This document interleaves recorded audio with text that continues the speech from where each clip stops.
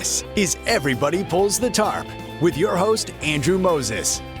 Each week, Andrew talks with Olympians, pro athletes, TV stars, Grammy winners, best-selling authors, CEOs, and other high performers to uncover their success secrets. My guest is Washington Commanders running back Austin Ekeler. Every day we write a page of our life. The best thing is you have the pen in your hand. Three-time Olympic gold medalist Tessa Virtue. Welcome back to Everybody Pulls the Tarp. Thanks for thinking of me, and I'm a big fan of the podcast and of yours. So anytime you text or call, I'm here. Mike Mills from REM. The key to that was realizing at some point fairly early on that this was probably our life's work. Every conversation is jam-packed with inspiration and actionable ideas. My guest is 2023 WNBA Coach of the Year, Stephanie White. The hardest thing for a coach is trying to prioritize how much time you put in one area or another. Former MLB player, coach, and manager Clint Hurdle. That is the best title of any podcast out there in America, and the content matches up to it. Andrew, you do a fantastic job. I'm a big fan. Keep up the great work. World-renowned organizing expert Shira Gill. You can improve your life simply by removing things. Get ready for a behind-the-scenes look at the techniques, processes, and mindsets powering the world's most successful people. Let's go. Hi, friends, and welcome back to Everybody Pulls the Tarp. This week, my guest is the new University of Iowa men's basketball head coach, Ben McCollum. In 2003, Ben was amidst his final semester of college, working on a finance degree, when he realized that he might want to pursue a career in coaching instead of finance. After graduation, he still took the job he had been offered at Wells Fargo, but stayed in the job just a few months before deciding to go all in on his plan to become a coach. Ben paid his own way through a master's degree and served as an unpaid graduate assistant coach at his alma mater, Northwest Missouri State, where he soaked up every minute of that experience, working tirelessly to support the players and hone his craft as a coach. A few years later, Ben went on to coach elsewhere, but eventually returned back to his alma mater in 2010, this time as the team's head coach. He led the program on an incredible run, winning 4 NCAA Division II national championships. In 2024, he moved on to the Division I level with Drake University, and his run of success continued. He led Drake to a school record 31 wins and both a conference regular season and tournament title. Ben was named the 2025 Joe B. Hall National Coach of the Year, an award presented annually to the top first-time head coach in Division I college basketball. In all, Ben has amassed an 81.8 career winning percentage as a head coach, which is 5th best all-time amongst collegiate men's basketball coaches. Ben has become one of the most talked about rising stars in the coaching profession. And in the conversation you are about to hear, we explore his career and many of the philosophies, mindsets, and ideas powering his success. You'll hear actionable ideas on how to assess the true character of others, be process-oriented instead of too focused on outcomes, the power of empathy and understanding the perspectives of others, why we need a healthy level of obsession with things we want to excel at, and so much more. I really enjoyed this conversation with Ben and hope you take away as much from this one as I have. And as always, I love to hear your favorite takeaways from the conversations I have each week. So reach out on Instagram at AndrewMoses123 or find me on LinkedIn and tell me what you think. Oh, and one more thing. This podcast is presented solely for educational and entertainment purposes. It is not intended to be a substitute for the advice of a physician, psychotherapist, or other qualified professional. So, let's pull the tarp and get straight to Ben McCollum. Take me behind the scenes. What have the first few months been like, Coach? Yeah, I mean, it's been great. I think the amount of support just from the people in the state of Iowa and the people around Iowa City has been awesome. Obviously, we just did this a year ago and came from Division II and obviously came here. Our kid went to Drake and then obviously came here after that. So we're moving our whole family again, moving a lot of coaches, moving their families. But it's been good. It's got a true campus feel. People are supportive, so it's been great. When you get into a profession like this, you recognize that there's a lot of change, a lot of disruption, a lot of things that will come at you. But have you always been someone who's been able to kind of navigate change really well? I mean, changing situations, just a year after changing situations again, can be a lot for some people. Is it something that you felt like you've always been able to do pretty naturally, or is it something you've had to work on over time? Yeah, we were at Northwest for 15 seasons. And so I'm naturally a guy that likes to stay places and really invest in the place that I'm in and be pretty present. So it is a little bit different having to move and change all those times. I think sometimes, though, in order to grow, you do have to get a little bit uncomfortable. And so I've always been pretty comfortable with that, meaning if there's a level of chaos going on, yeah, you don't really want to do it, but sometimes that's what makes you that much better. And so, yeah, you get kind of comfortable with that, and you get comfortable with staying present in what you're doing and trying to block out any of the outside distractions or any of the tough stuff that's going on and just attack it every day. Do you have like specific techniques and ways that you dial in your own focus on to make sure that you are where your feet are? Are there things that you've learned over time or things that you do specifically for yourself in that regard?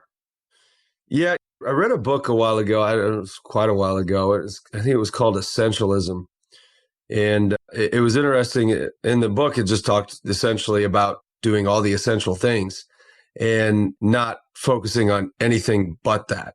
And for me, I've always had a pretty 1, 2, 3 track mind where it's my family and friends and whatnot, and then basketball, and then my occasional hobbies of maybe fishing or going to the lake. Pretty simple person. And so naturally I'm allowed to focus on what I need to focus on.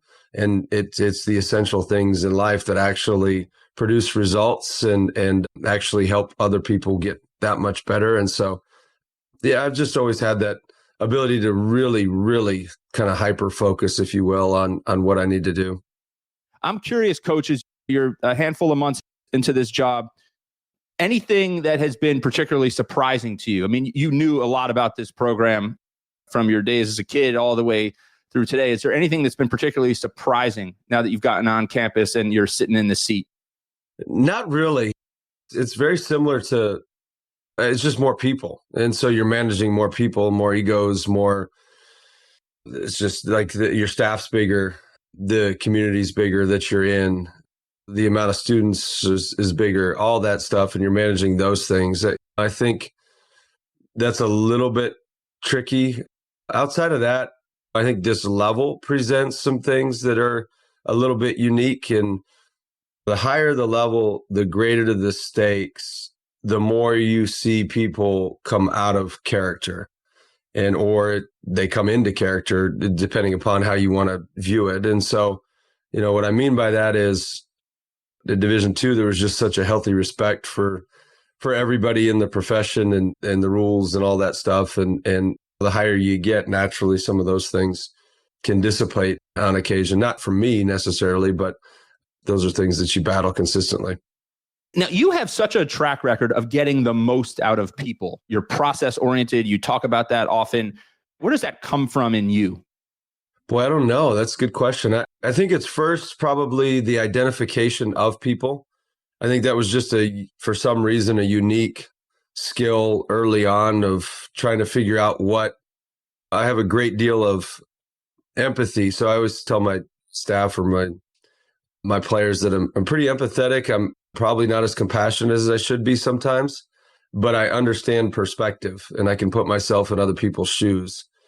I have no idea where that came from. It's just something over time that you kind of develop, like, I can see his perspective. And, I think probably my mom was she's a juvenile judge. And so naturally you have to be able to read through things and you have to be a good self-evaluator on top of that, because you're making a lot of life or death decisions essentially on a daily basis. And so I probably naturally picked it up from her. And then she got remarried and my stepdad was a narcotics officer, undercover officer. And so naturally they know people as well as it is. And so fast forward to the coaching profession.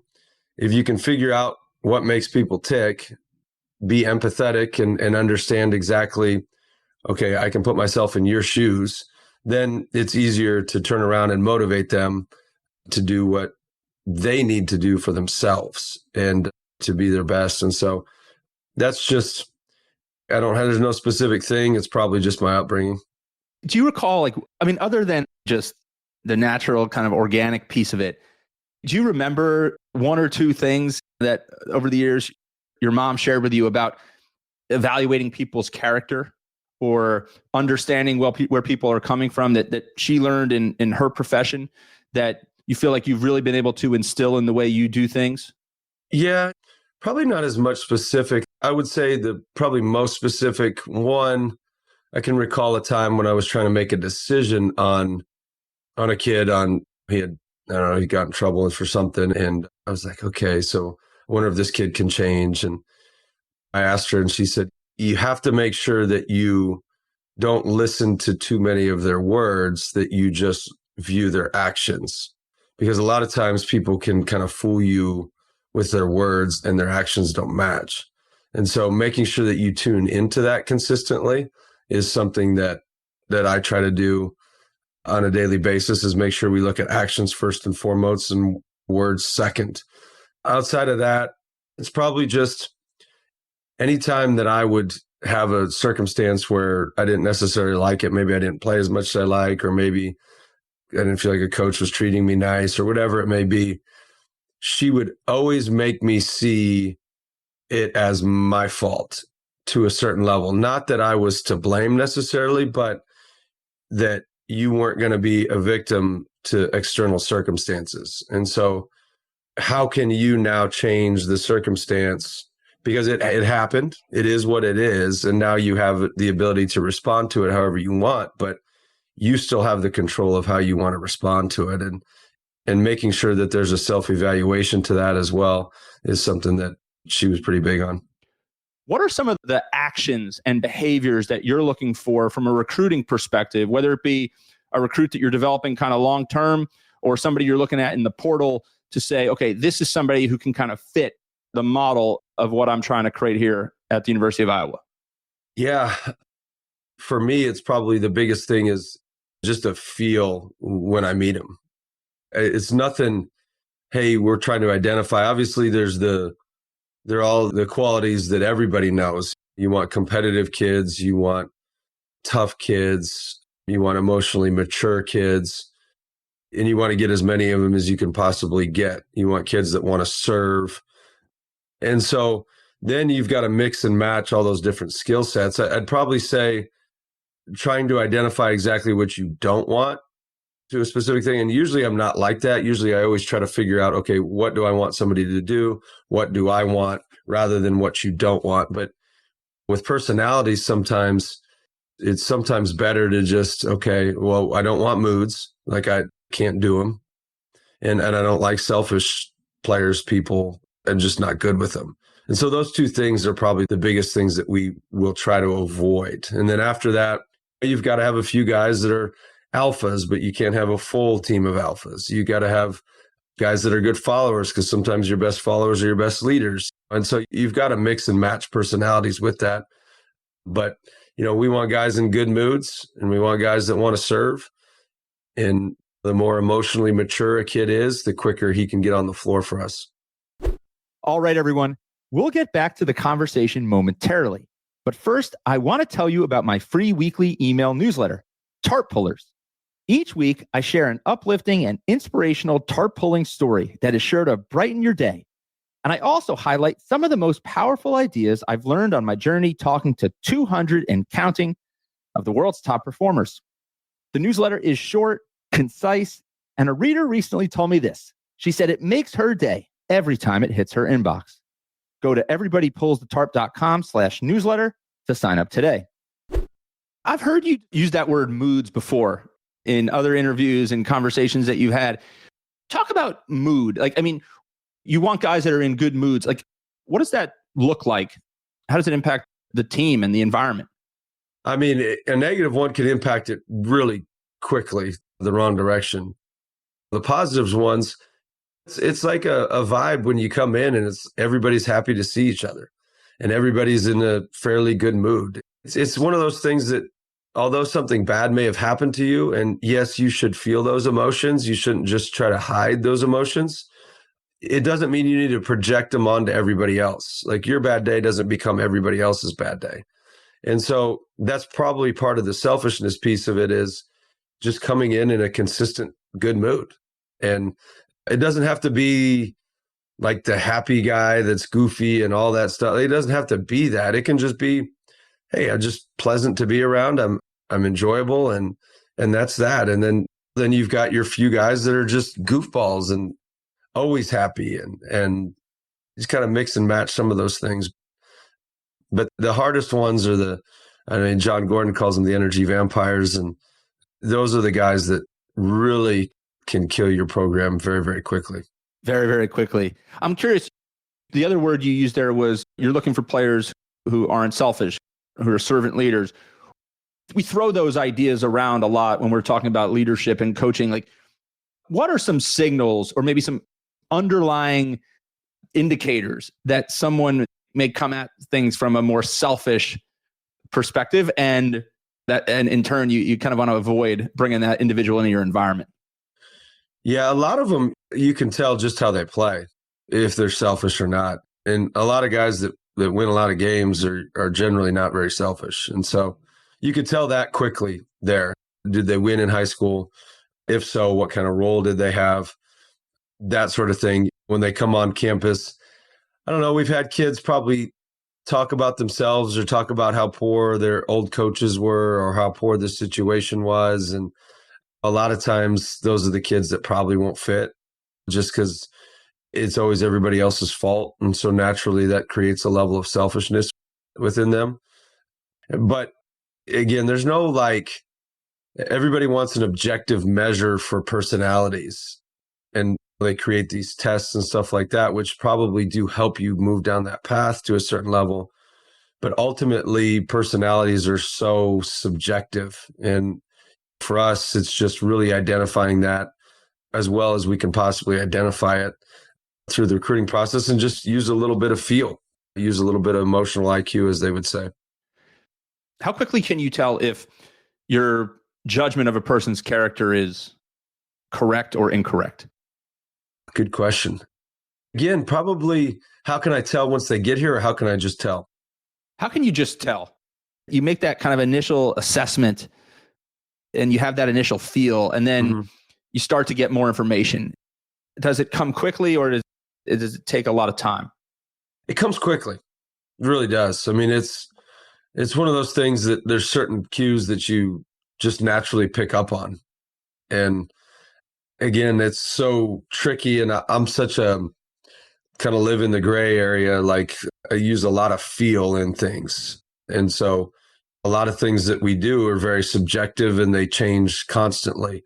And so when I meet somebody, and you probably know the same feeling, when you meet somebody, you like them for a certain reason. It's like, okay, there's a reason I like this person. And so now trying to put some objective measures onto that, which the only objective measure we've ever come up with is just, we don't want kids that are moody, and we don't want them to be selfish. And so outside of that, then it's like, okay, so how do you define that? Well, moods are pretty simple.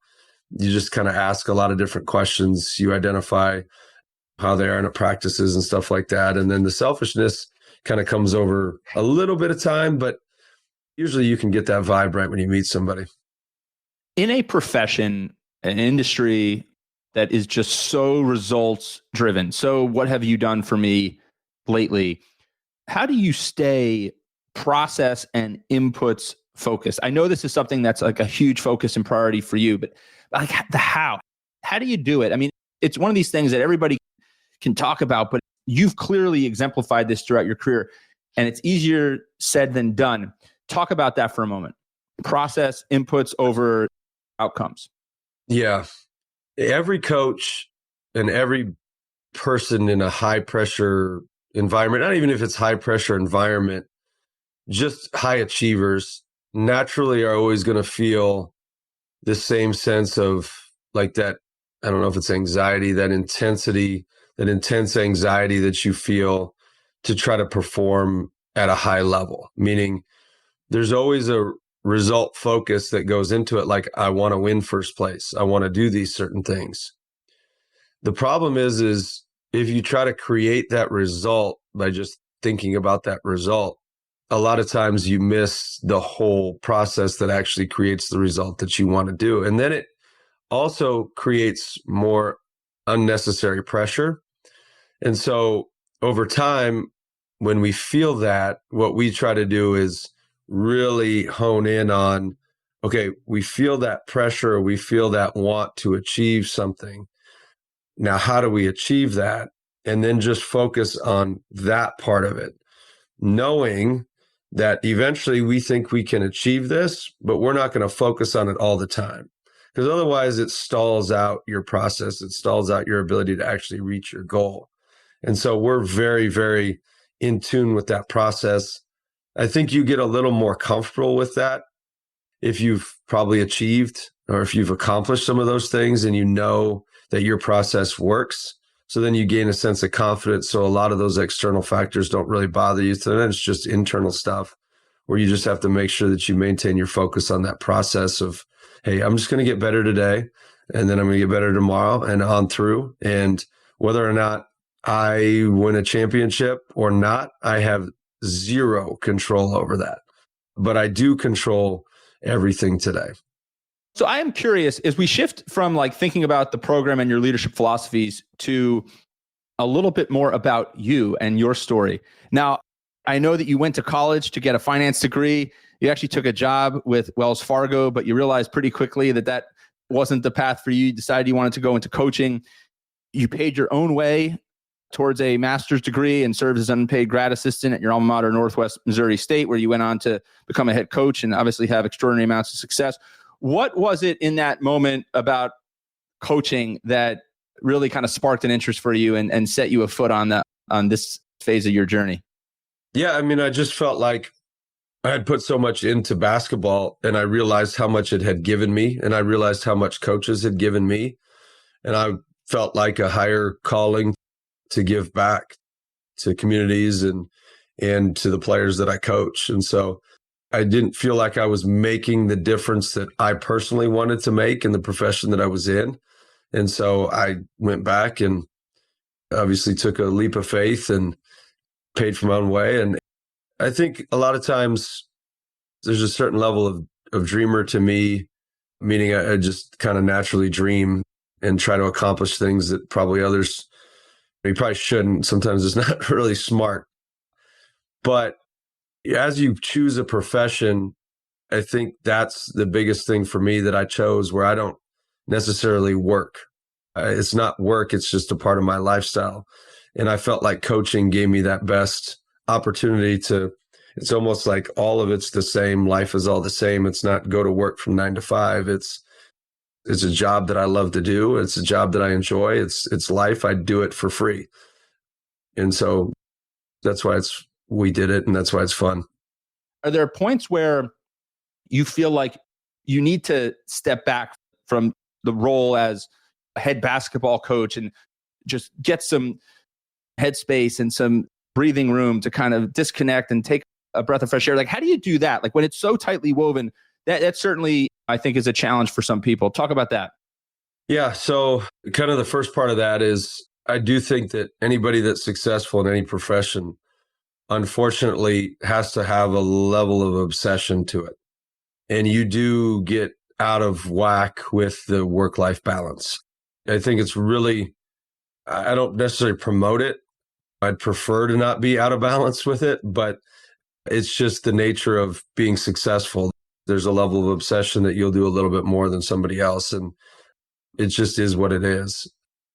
I think the second part of that is, 100%. I think the thing that is most difficult about when your life is interwoven with your profession is you don't want your friends to call you coach, and you don't want your wife to view you as your coach, and your kids to view you as coach, and your family to view you as coach, because you're not coach. That is your profession. You are a coach, and it is a part of your life. It is your life, essentially.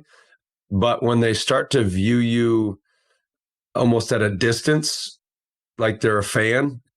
I think that's probably the biggest thing that we try to make sure that we fight, which they don't. But naturally, when you see, like when you get to this level and you see multiple podcasts or you're on TV or you're somebody puts you on social media and it's like, hey, that's my dad. Like, it's not coach, that's my dad.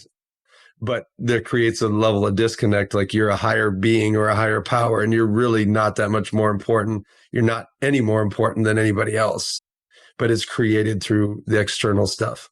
Coach, as we get ready to wrap up our conversation, and you've been so generous with your time, I'm just curious, like as you reflect on all that you've been through as a coach and a leader, what's the biggest difference between you as a coach today and you as a coach when you got into the profession? If you had to dial it down to one thing. Confidence. You get a more sense of confidence in the stuff that you were doing early on, and confidence to take risks. I think that's the biggest thing. Early on, you're not overly confident in what you're doing. You're just kind of doing stuff and seeing if it sticks. And now you got a sense of confidence. You still make a ton of mistakes, but it's just like, okay, these mistakes are okay. And maybe it's related, maybe it's not, but what's something that you worried about a lot when you got into the profession that you don't worry about as much today, and maybe not worrying about it drives a little more of that confidence? Probably results. I think people initially, you worry about results and winning and stuff like that. And I've just not worried as much about it. And so naturally it creates it. What I'd say. And that creates that process focus as well. Coach, thank you so much for your time. I have learned a ton. I could ask you questions for hours, and I'm a Penn State grad, but I'm a big Big Ten fan. And based on everything that you've described here, it looks like you and the folks at Iowa are going to be a big problem for everybody in the Big Ten for a long time to come, Coach. So good luck in this first season here, upcoming here at the University of Iowa. Thank you for being a tarp puller, forever a part of the Everybody Pulls the Tarp family. And we'll have to do a part 2 again sometime. All right, Coach? Awesome. Thank you, sir. Thanks for having me on. All right, you got it. We'll talk again soon. Thank you for joining me this week. Be sure to subscribe in your favorite podcast app so you can catch all of our upcoming episodes. And if you're like me and want a world full of tarp pullers, then leave a review to help others find us. You can also follow me on Instagram at AndrewMoses123 and sign up for my email newsletter at everybodypullsthetarp.com/newsletter. I'll share tips and insights to help you achieve maximum success and happiness. Until next time, keep pulling the tarp.